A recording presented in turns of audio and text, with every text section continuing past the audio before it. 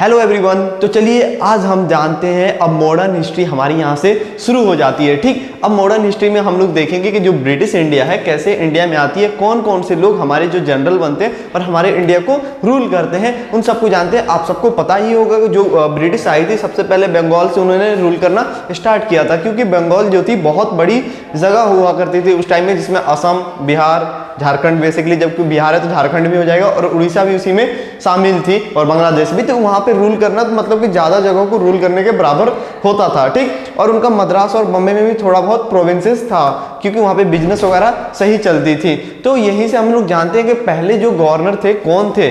ठीक, governor of Bengal कौन थे, क्योंकि इसमें हमें क्या चीज़ें पढ़ना है, एक बार ध्यान से सुन लीजिए। Governor of Bengal, governor general of Bengal, governor general of India and last viceroy of India. इन चार चीज़ों को हमें जानना है, इनके टाइम पीरियड को हमें जानना है और कौन कौन से लोग आए थे, उसमें कुछ इंपॉर्टेंट होंगे, उसको मैं ज़्यादा जोर दे दूंगा, उसको आप जान लीजिएगा। तो इसी के साथ हम लोग शुरुआत करते हैं governor of Bengal. Governor of Bengal के साथ हम लोग शुरू करते हैं। फर्स्ट है रॉबर्ट क्लाइव। इनका नाम आप लोगों ने बहुत बार सुना होगा, ये बहुत इंपॉर्टेंट कैरेक्टर भी हैं क्योंकि पहली बार है। इनको ये भी बोल सकते हैं कनकरर ऑफ इंडिया। ठीक, इन्होंने इंडिया पे काबिज किया था। यहाँ पे डालिएगा बैटल ऑफ प्लेसी। इनके टाइम में क्या हुआ था, बैटल ऑफ प्लेसी हुई थी, जो कब हुई थी 1757 में, क्योंकि 1757 में हुई तभी ये शामिल हो गए, Robert Clive governor of Bengal बन गए। ठीक, देन होता है Robert Clive is also known as conqueror of India, क्योंकि इंडिया में इन्होंने स्टार्टिंग की थी, इंडिया को जीता था, फतह किया था, तो बंगाल से ही तो स्टार्ट हुई थी। तो बंगाल के पहले गवर्नर ही इंडिया को कनकरर हो जाएंगे। और establish dual government. Dual government जो होती है इसको भी एस्टेब्लिश किसने किया था, रॉबर्ट क्लाइव ने। डुअल गवर्नमेंट में बेसिकली क्या होता है कि ये मेन ये रहेंगे, इनके अंदर में भी एक और सरकार रहेगी जो छोटी सी रहेगी। मतलब कि मान लीजिए बेसिकली कि इंडिया के कुछ नवाब हो गए या कोई भी प्रिंसली स्टेट के कोई हेड हो जाएगा, वो इनके अंदर में रूल करेगा, उसको थोड़ा सा कम पावर दे दिया जाएगा। ये जो हेड पावर होगा वो रॉबर्ट क्लाइव और जो गवर्नर ऑफ बंगाल होंगे वही इस्तेमाल करेंगे। तो ये बहुत ज़्यादा इंपॉर्टेंट है, रॉबर्ट क्लाइव कैरेक्टर बहुत ज़्यादा इंपॉर्टेंट है। और इसी की वजह से एक सिंपल समझ लीजिए कि इसी की वजह से इंडिया में ब्रिटिश इंडिया कायम हुई थी। अब आते हैं यहाँ पे दो और दिखते हैं छोटे छोटे कैरेक्टर हैं, एक वर्ड है इनके बारे में। ये क्या करते हैं, जैन आता है वनिस्टार्ट। वनिस्टार्ट 1760 से 1765 तक रहता है। ठीक, वनिस्टार्ट कब से रहता है, 1760 से 1765 तक ये रहता है। तो 1764 में आपको पता है बैटल ऑफ बक्सर हुई थी, तो बैटल ऑफ बक्सर इसी के टाइम में हुआ था। 1764 में बैटल ऑफ बक्सर हुआ था, ये 65 तक था, तो बैटल ऑफ बक्सर इसी के अंदर में हुआ था। ये देख लीजिए बैटल ऑफ बक्सर किसके टाइम में हुआ था, वनिस्टार्ट उस टाइम का बंगाल का गवर्नर हुआ करता था। देन आ रहा है कार्टियर। ये कार्टिलेज टाइप का कार्टियर आपका है। ये क्या हुआ कि ये कार्टिलेज टॉप टाइप का तो है नहीं। इसके टाइम में क्या था, बंगाल में एक फेमाइन आई थी, बहुत बुरे तरीके की फेमाइन थी, मतलब फसल वगैरह बहुत खराब हो गई थी, बहुत लोग मारे गए थे भूखमरी की वजह से। उस टाइम उसका जिम्मेदार कौन था, कार्टियर ही था। तो इनका टेन्यूर में कौन कौन सी चीजें हुई हैं वो हमें याद रखनी होती है। इनके टाइम में क्या है, बैटल ऑफ बक्सर है, इनके टाइम में बंगाल की फेमाइन है। फेमाइन कब आई थी भाई, 1770 में फेमाइन आई थी बंगाल में। तो ये अपने आप में एक क्वेश्चन है, इसको भूल भी जाइए कार्टियर को, तो फेमाइन अपने आप में एक इंपॉर्टेंट क्वेश्चन है। अब आते हैं गवर्नर जनरल ऑफ बंगाल। अब देखिए गवर्नर ऑफ बंगाल से हम लोग गवर्नर जनरल ऑफ बंगाल पे आ जाते हैं। इसमें क्या हुआ होगा कि अभी आप देख रहे हो कि ये आ गया आपका वेस्ट बंगाल, समझ लीजिए, देखने की कोशिश कीजिएगा। ये आपका क्या हो गया अभी का वेस्ट बंगाल, ये बांग्लादेश, ये असम के साइड में मिजोरम, नागालैंड, जो भी 7 सिस्टर हुआ करती थी वो सब है, और इधर आपका बिहार वगैरह भी हो गए।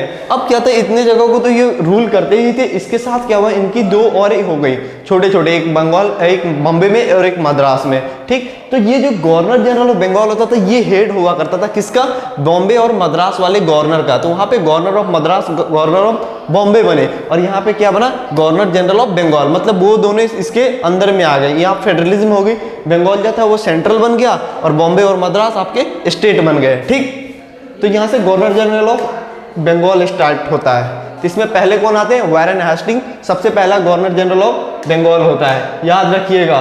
Governor of Bengal Robert Clive और governor general of Bengal Warren Hasting. ठीक, first governor of Bengal, governor general of Bengal, okay sorry यहाँ पे नोटिस कर लीजिएगा। First governor general of Bengal. End of the dual system, जो डुअल सिस्टम स्टार्ट हुई थी गवर्नर ऑफ बंगाल के टाइम में, क्लिप के टाइम में, उसको इन्होंने इंड कर दिया। Administration by the regulating act 1773 में जो रेगुलेटिंग एक्ट आई थी, 1773 में रेगुलेटिंग एक्ट आई थी। बहुत सारे एक्ट इन लोगों ने लाए हैं। इसी एक्ट के तहत क्या होता था कि जो governor of Bengal governor general of Bengal हो जाता है। ठीक, इसी एक्ट के तहत, इसी में इन्होंने डुअल गवर्नमेंट को भी चेंज कर दिया। जो भी रूलिंग कौन करेगा, सिर्फ जो गवर्नर होगा वही करेगा, किसी को और पावर नहीं दी जाएगी कि वो रूल करे क्या ना करे। सुप्रीम कोर्ट एट कलकत्ता 1774 में सुप्रीम कोर्ट बना था कोलकाता में, क्योंकि कोलकाता उस टाइम सबसे हेड हुआ करता था, जो बंगाल था सबसे हेड था। तो कलकत्ता में सबसे पहले सुप्रीम कोर्ट कायम किया गया। कब किया गया? 1774 में किया गया, 1774 में। अब आया रोहिला वार। रोहिला वार कब किया गया? 1774 में। ये रोहिला वार किससे था? अवध के नवाब से था। अवध के नवाब से हुआ था, अवध नवाब। ठीक, रोहिला वार किससे हुआ था? अवध के नवाब से हुआ था रोहिला वार। ठीक, अब होता है first English translation of Bhagavad Gita by कैरिस। इन्हीं के टाइम में भगवत गीता को क्या हुआ था कि इंग्लिश में ट्रांसलेट किया गया था। किन्होंने किया था? चैरिस बिकिंग्स ने किया था। चैरिस बिकिंग्स ने भगवत गीता को ट्रांसलेट किया था। किस चीज में? इंग्लिश में। और किसके टेन्यूर में हुआ था? वारेन हेस्टिंग के टेन्यूर में हुआ था। तो ये इंपॉर्टेंट कुछ क्वेश्चंस बनते हैं ये वारेन हेस्टिंग के हिसाब से। तो इसे आप लोग देख लीजिएगा एक बार। ठीक, एक बार चाहे तो स्क्रीनशॉट भी ले सकते हैं आप लोग। अब आते हैं हम लोग नेक्स्ट में। ये अभी इनकी टेन्यूर अभी कंटिन्यू है। वारेन हेस्टिंग साहब की ये तस्वीर आप लोग देख पा रहे होंगे। कोशिश, ये वारेन हेस्टिंग साहब हैं बैठे। फर्स्ट एंग्लो मराठा वार, पहली एंग्लो मराठा मतलब मराठाओं से भी लड़ाई इनकी ही हुई थी। अब क्या है कि हम लोग एक एक करके देखेंगे। मैसूर वार तो बहुत पहले हो गई है, तो यहाँ पे मराठा वार हम लोग देख रहे हैं। तो मराठा से भी लड़ेंगे, सिख से भी लड़ेंगे, सबको खत्म करने के बाद एकदम सिर्फ ब्रिटिश यहाँ पे बच जाएंगे।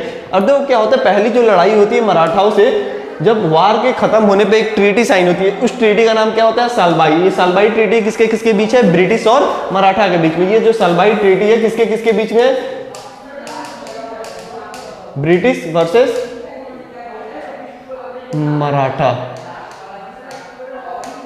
Second Mysore war in 1784। अब देखिए पहला मैसूर वार हो गया था, अब दूसरा भी हो रहा है, जिसमें हैदर अली का डेथ हो जाता है। हैदर अली जो मैसूर के राजा होते हैं उनका डेथ हो जाता है सेकंड मैसूर वार में। तो ये हेस्टिंग्स साहब ने बहुत लड़ाई लड़ी थी। मराठाओं से भी लड़ रहे थे, मैसूर से भी लड़ रहे थे, और इनका उस टाइम पर सपोर्ट था निजाम का। पीट इंडिया एक्ट, इन्होंने एक पीट इंडिया एक्ट, ये क्या सिंपल समझ लीजिए कि एक टाइप का एक्ट आता था जिसके तहत बहुत सारी चेंजिंग होती थी गवर्नमेंट में। मान लीजिए एक पॉलिसी हुआ करता था, उससे चेंज हुई। अब इन्होंने एक बहुत इंपॉर्टेंट आपका सवाल क्वेश्चन ये होता है, Asiatic Society of Bengal civil servant. Asiatic Society जो है ना, वो किसके द्वारा कायम किया गया था? विलियम जोन्स के द्वारा बनाया गया था। ठीक, बट विलियम जोन्स किसके टेन्यूर में थे? वारेन हेस्टिंग के टेन्यूर में थे। 1784 में एशियाटिक सोसाइटी का कयाम रखा गया था, मतलब उसको बनाया गया था, उसकी बुनियाद रखी गई थी। ठीक, तो ये रहा वारेन हेस्टिंग साहब के बारे में। एक बार आप लोग देख लीजिएगा ध्यान से। तो चलिए हम लोग इसी के साथ आगे बढ़ते हैं।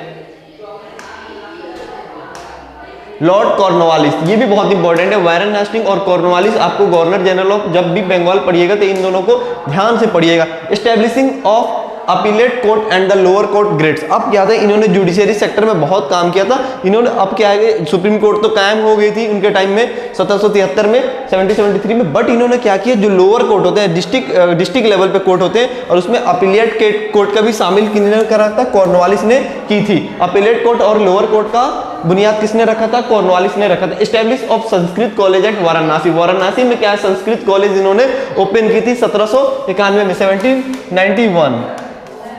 अभी वहीं पे बनारस में आपका क्या है, BHU। ठीक, तो बोल सकते हैं उससे पहले भी एक संस्कृत कॉलेज थी, वो किन्होंने शामिल की थी? कॉर्नवालिस ने इसको बुनियाद रखी थी। अब आता है इंट्रोड्यूस ऑफ परमानेंट सेटलमेंट। ये जो परमानेंट सेटलमेंट क्या होता है कि जो भी लगान वगान होता था वो रेगुलर वे में होता, कभी बढ़ता था कभी घटता था। इन्होंने क्या किया, परमानेंट कर दिया। चाहे आपका फसल हो या ना हो, ज़्यादा हो या कम हो, एक ही मेजरमेंट में आपको देनी होगी। और इंट्रोड्यूस ऑफ सिविल सर्विस, इनको फादर ऑफ सिविल सर्विस भी बोलते हैं क्या? कॉर्नवालिस को। लॉर्ड कॉर्नवालिस ने इंडिया में सिविल सर्वेंट का एग्जाम इंट्रोड्यूस किया था। ठीक, तो अच्छे आदमी भी हुए, और अच्छे कैसे होंगे भाई, ब्रिटिश के थे तो अच्छे कैसे हो जाएंगे। अब आते हैं थर्ड मैसूर वार इनके टाइम में। थर्ड मैसूर वार भी इनके टाइम में हुआ था 1790 से 1792 में, जिसमें क्या था कि सब लोग मिलकर मैसूर के राजा को हरा देते हैं। उस टाइम कौन होता है मैसूर के राजा? टीपू सुल्तान होते हैं। देन होता है ट्रीटी ऑफ श्रीरंगपट्टनम। सिर्फ श्रीरंगपट्टनम की जो ट्रीटी होती है, जो मैसूर का कैपिटल होता है, जो श्रीरंगपट्टनम होता है, मैसूर का कैपिटल हुआ करता है, उसकी ट्रीटी साइन होती है, जिसमें सिर्फ ये मैसूर को जो मैसूर के राजा होते हैं टीपू सुल्तान, उनको श्रीरंगपट्टम दे दी जाती है। बाद में जब चौथी लड़ाई होती है तो उसमें श्रीरंगपट्टम को बचाने के लिए टीपू सुल्तान की डेथ हो जाती है। अब आता है कॉर्नवालिस कोड आता है, 1793 में कॉर्नवालिस कोड आता है। इस कोड में क्या है, incorporating several judiciary reforms and separation of revenue administration and civil jurisdiction. इसमें बहुत चीजें हुई थी, जिसमें जो रेवेन्यू का एडमिनिस्ट्रेशन है उसको अलग कर दिया गया था। ये सब सारी चीजें एक में हुआ करती थी, एक ही आदमी संभालता था। तो इन्होंने सिविल जुडिशियरी को अलग कर दिया और रेवेन्यू सिस्टम को अलग कर दिया और दोनों का जुरिस्डिक्शन बांट दिया कि तुम्हारा जो बाउंड्री है यहाँ तक है, उसका बाउंड्री वहाँ तक है। और परमानेंट सेटल हमने देख ही लिया था 1793 में, ये रिपीट हो गई है। तो इतना था कॉर्नवालिस के बारे में, ठीक। ये बहुत इंपॉर्टेंट बन रहे हैं आपके एग्जाम के हिसाब से। अब आते हैं नेक्स्ट पे सर जॉन सॉर। अब इनमें क्या था कि क्योंकि चार्टर एक्ट इनके टाइम में आई थी, अभी तक हमने रेगुलेटिंग एक्ट देख लिया था, पीट्स एक्ट देख लिया था, अब आया चार्टर एक्ट। चार्टर एक्ट 1793 में, ठीक। 1793 में पहला चार्टर एक्ट आया था। चार्टर एक्ट 2-3 आएंगे। Introduce of permanent settlement, permanent settlement की बात पिछले भी हुई थी, इन्होंने भी उसका योगदान दिया था, ठीक। अब आता है बैटल ऑफ खरदा होता है, किसके किसके बीच में, मराठा और निजाम के बीच में बैटल ऑफ खरदा होता है। इनका ब्रिटिश का इसमें कोई रोल नहीं होता है, बट एक चीज ऐसा दिया गया था कि जो निजाम थी ना वो ब्रिटिश के अंदर में चलती थी, मतलब उनसे उनका बोल सकते हो कि एक बना था कि आप जब कभी भी निज़ाम को तकलीफ होगी तो ब्रिटिश आर्मी उनको हेल्प करेगी। बट यहाँ पे क्या होता है कि निज़ाम का जब सामना होता है मराठाओं से तो ब्रिटिश अपना मुंह मोड़ लेती है, बोलती है कि हम तुमको साथ नहीं देंगे, हम तुम्हारा साथ नहीं देंगे। तो निज़ाम के साथ यहाँ पे धोखा हो जाता है और निज़ाम और मराठा के बीच में ये लड़ाई लड़ी गई थी, battle of Khardah. Battle of Khardah किसके किसके बीच में लड़ी गई थी, निज़ाम और मराठा के बीच में 1795 में। उस टाइम कौन था, सर जॉन सॉर थे, ठीक। ये बैठे हुए जॉन सॉर आराम से बैटल ऑफ खरदा को देख रहे हैं। अब आया लॉर्ड वेलेस्ली। लॉर्ड वेलेस्ली के बारे में हम लोग जानते हैं, इनका क्या रोल था, क्या किया इन्होंने। Introduction of the subsidiary alliance system 1798, first alliance with Nizam of Hyderabad. अब इन्होंने क्या किया था कि अलायंस करना शुरू कर दिया था कि जैसे कि 3, 4, 5 पावर उस टाइम बहुत ज्यादा थी। कौन कौन थे, निजाम थे, सिख थी और मैसूर, 3 बहुत इंपॉर्टेंट चल रही थी जो अभी पीरियड चल रहा है। तो इन्होंने अलायंस करना शुरू कर दिया था, मतलब हाथ में जो जिसमें बैटल ऑफ खरदा में निजाम हारे थे ना, उससे पहले भी इनके बीच में थी।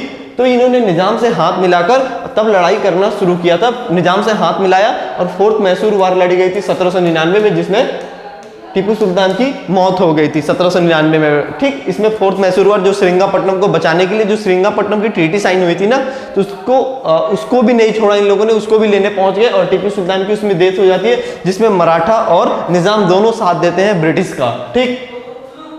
सेकेंड मराठा वार, तो ये खत्म होने के बाद मराठाओं से भी इनकी भिड़ंत हो जाती है। सेकेंड मराठा वार भी होता है। देन होता है ट्रीटी ऑफ बासाइन, 1802 में साइन होती है ट्रीटी ऑफ बासाइन। ट्रीटी ऑफ बासाइन इनके बीच में साइन होती है। देन होता है establishment of fort William college eight Kolkata. Kolkata में फोर्ट विलियम कॉलेज बनाया जाता है। कोलकाता में क्या बनाया जाता है, फोर्ट विलियम कॉलेज बनाई जाती है। ये याद रखिएगा, फोर्ट विलियम कॉलेज किसने बनाया था, लॉर्ड वेलेस्ली ने। कहां पे, कोलकाता में। अब आता है 2 और छोटे छोटे हम लोग नाम देख लेते हैं। ये कौन है भाई, sir George Barlow. Sir George Barlow के बारे में क्या था, वेलोर म्यूटिनिटी। इसमें क्या हुआ था, वेलोर म्यूटिनिटी मतलब क्या होता है कि पहली बार, जैसा कि हम लोग पढ़ते हैं ना 1857 में हमारी जो इंडियन आर्मी होती है, इंडियन सिपाही होते हैं, ये लोग पूरे तरीके से अटैक करते हैं। तो उसके बाद हमारे जो भी छोटे छोटे जो भी प्रोविंसेस थे सबने मिलकर अटैक किया था ब्रिटिश पे। बट उससे पहले एक छोटा सा आक्रमण हुआ था 1806 में, 1806 में, जब हमारे कुछ सिपाही ने ब्रिटिश पे हमला किया था। जो इंडियन सोल्जर थे, सिपाही थे, उन्होंने हमला किया था। वेलोर ऑफ म्यूटिनिटी उसे बोलते हैं। 1806 में वो पहला अटैक हुआ था, बट ये ज़्यादा पॉपुलर नहीं हो पाई थी।